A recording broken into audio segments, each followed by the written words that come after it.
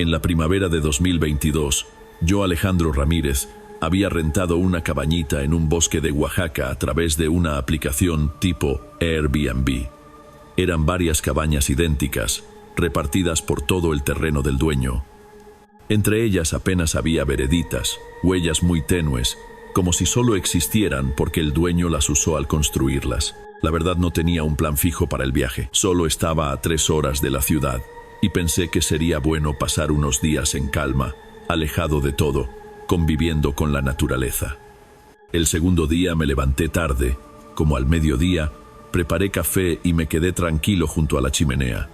Antes de que anocheciera, me puse una sudadera y salí a caminar. No sabía bien a dónde iba. Solo seguí un sendero del bosque que estaba detrás de la cabaña. Supuse que me llevaría a otra de las cabañas y que con suerte haría un bucle para regresar. Pero en cierto punto, ya más adentro, noté algo inquietante. 2 hombres parados entre los árboles, tal vez a unos 200 o 300 metros. Lo raro era la forma en que estaban. Quietos, inmóviles, mirando hacia abajo, como observando algo en el suelo. No hablaban, no se movían, nada. Me pareció tan extraño que me quedé viéndolos mientras caminaba, hasta que los perdí de vista. Traté de tranquilizarme. Seguro eran huéspedes de otra cabaña, y desde lejos me parecía más raro de lo que en realidad era. Seguí un rato más, pero el sendero no hacía curvas. No se veía que regresara hacia las cabañas. Era como si solo me metiera más y más al bosque. Me acordé de los hombres y sentí un escalofrío. Mejor decidí dar la vuelta. Y justo cuando lo pensé, un sonido me heló la sangre. Vino de atrás. No sé si era un grito o un aullido, algo parecido al bramido de un alce, pero demasiado fuerte, demasiado extraño. Giré y me quedé helado.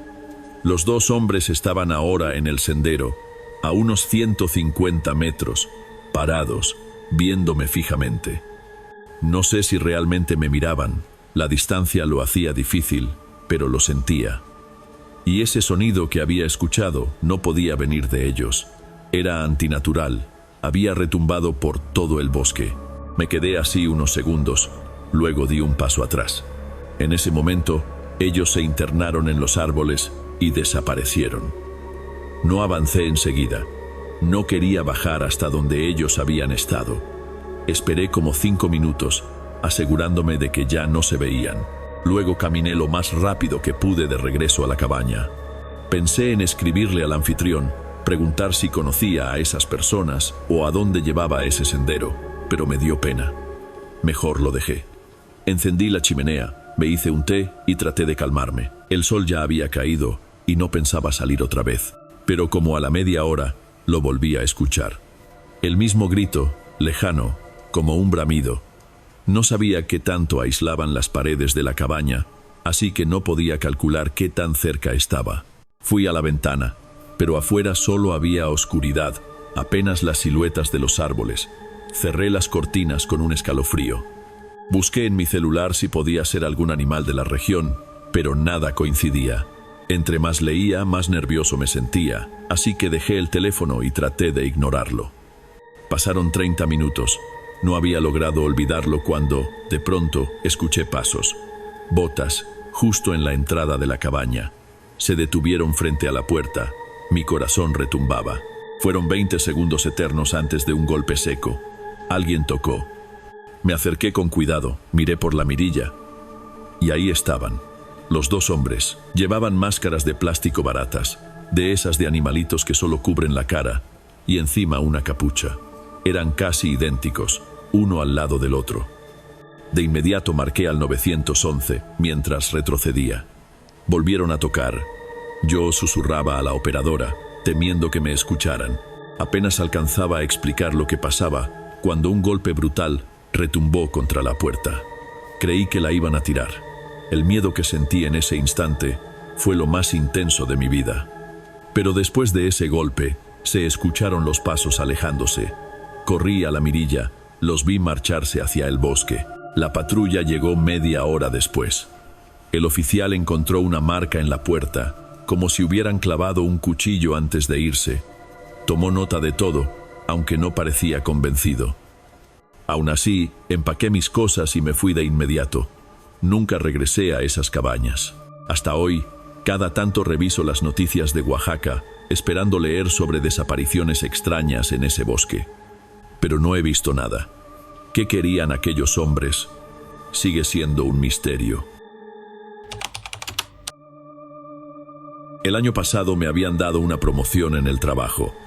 No era un gran aumento de sueldo, pero el nuevo puesto me obligaba a viajar mucho, a distintas ciudades de los Estados Unidos y también por México.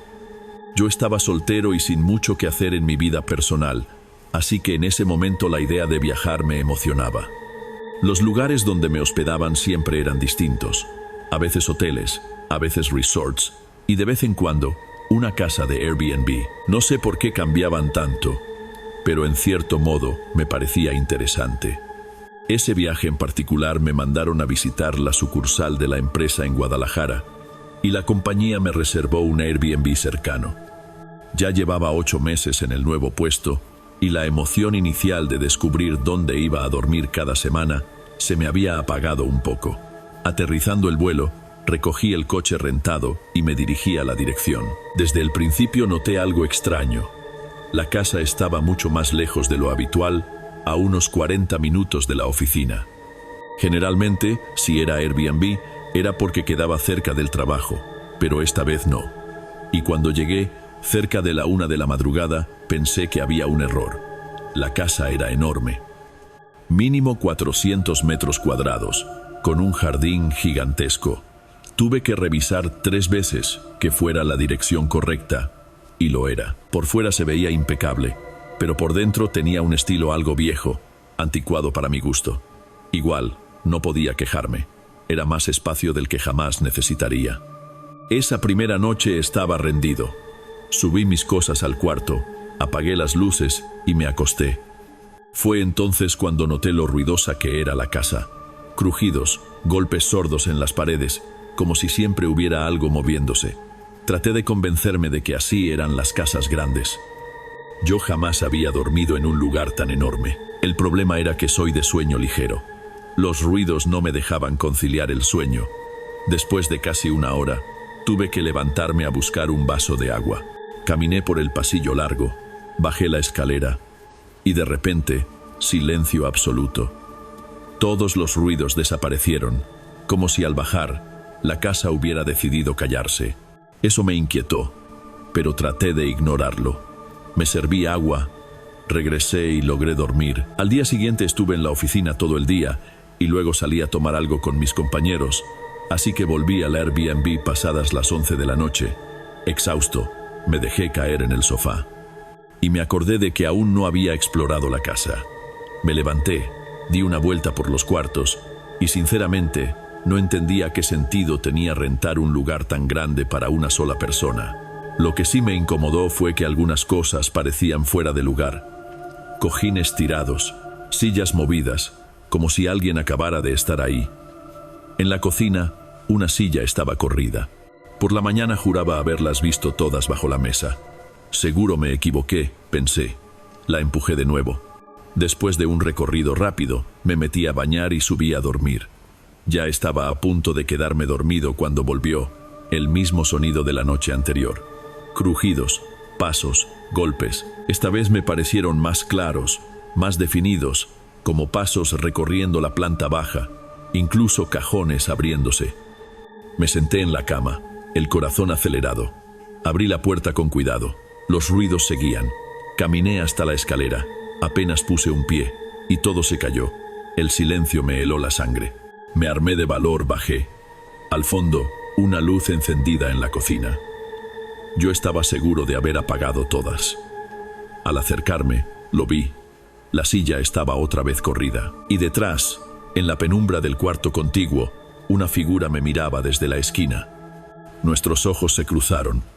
Me quedé helado. De repente, esa figura se echó hacia atrás y escuché un portazo violento. Corrí, encendí la luz, pero no había nadie. Ni siquiera una puerta por donde pudiera haberse ido. Subí a toda prisa, agarré mi teléfono, salí de la casa y marqué a la policía. Ellos hablaron con el anfitrión, pero todo resultó confuso. El dueño decía que no había ninguna puerta en el lugar donde yo había escuchado el portazo. Nunca tuve pruebas. Nunca vi claramente quién era esa persona. La empresa, al ver mi estado, me cambió a un hotel, y el resto del viaje lo pasé con el corazón en un puño. Lo único que sé es que si me hubiera quedado una noche más en esa casa, tal vez hoy no estaría contando esto. El año pasado, estaba de viaje cruzando el país y decidí visitar a unos parientes que vivían en Monterrey. Era más o menos la mitad del recorrido, así que pensé que sería buena idea pasar unos días ahí con ellos. Reservé un Airbnb en su ciudad. Era una casa común y corriente en los suburbios, nada lujoso ni especial, simplemente un lugar donde dormir. Llegué bastante tarde, como a las 10 u 11 de la noche. Tenía un correo del dueño, Emilio Vargas, con la clave para entrar y todo. Mientras sacaba mis cosas del coche, sentí un escalofrío cuando un hombre se acercó por detrás. Era Emilio, el anfitrión. No llevaba ni un minuto en la entrada y ya estaba ahí. Me tomó por sorpresa, pues no esperaba a nadie a esa hora. Él empezó a platicar conmigo muy casualmente, ofreciendo ayudarme a cargar las maletas y mostrándome la casa. Estaba cansadísimo para confrontarlo, pero sí me incomodó que apareciera así, de la nada. Normalmente nunca conocía a los anfitriones en persona. Aún así, pensé que tal vez era amable. Quizá yo era uno de sus primeros huéspedes. Me dio un rápido recorrido, incluso me mostró el dormitorio antes de despedirse y bajar. Me quedé esperando escucharlo salir, pero nunca escuché la puerta.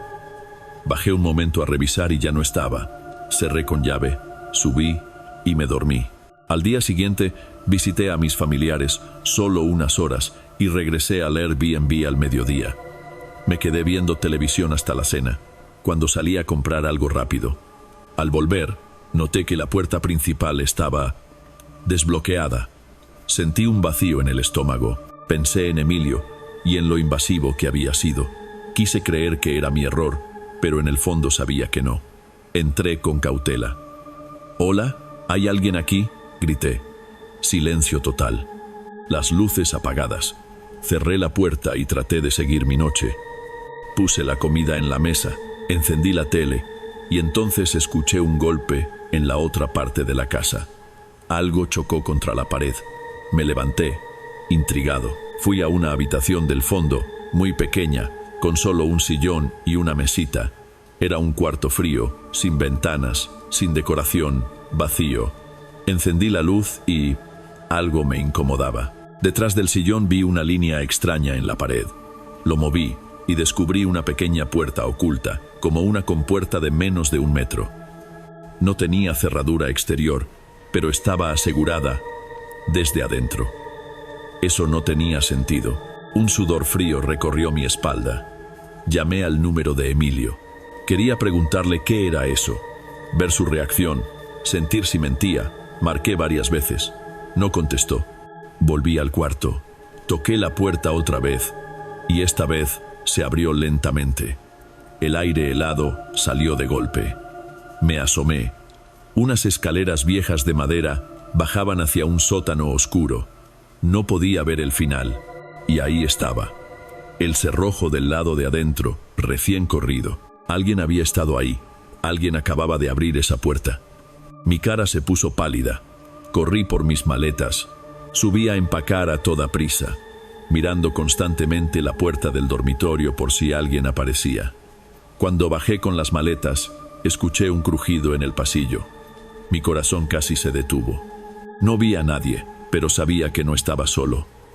Llegué a la puerta, salí corriendo con todo en las manos. No la cerré. 3 segundos después, la escuché azotarse detrás de mí con violencia. Me subí al carro y huí. En el hotel intenté llamarle y escribirle a Emilio, pero nunca respondió. Estoy convencido de que Vargas tenía un sótano secreto debajo de la casa, que lo usaba para espiar o para algo peor. Y pienso esto: si hubiera bajado esas escaleras, jamás habría salido vivo de esa casa.